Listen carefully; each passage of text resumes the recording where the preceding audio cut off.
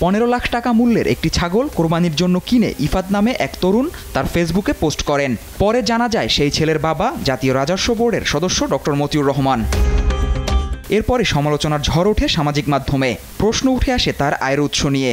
একজন সরকারি চাকরিজীবী হয়ে কিভাবে বিপুল সম্পদের মালিক হন তা উঠে আসে গণমাধ্যমের অনুসন্ধানে। তার ব্যাংক হিসেবে নগদ শত কোটি টাকার খবরও বেরিয়ে আসে।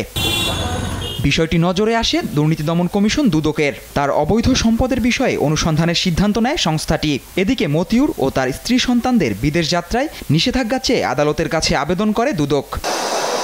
এই আবেদনের প্রেক্ষিতে সোমবার মতিউর রহমান, তার স্ত্রী লায়লা কানিজ ও ছেলে আহমেদ তৌফিকুর রহমান অর্ণবের বিদেশ গমনে নিষেধাজ্ঞা দিয়েছেন আদালত। ঢাকা মেট্রোপলিটন সিনিয়র স্পেশাল জজ মোহাম্মদ আসামস জগলুল হোসেনের আদালত শুনানি শেষে এই আদেশ দেন। এদিকে রাজধানীতে এক অনুষ্ঠানে আইজিপি জানান, আদালতের নির্দেশনা পেলেই ব্যবস্থা নেওয়া হবে।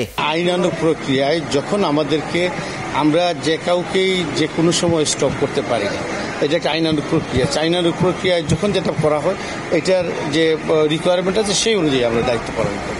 এর আগে সোমবার মতিউর রহমানকে ওএসডি করে প্রজ্ঞাপন জারি করে অর্থ মন্ত্রণালয়।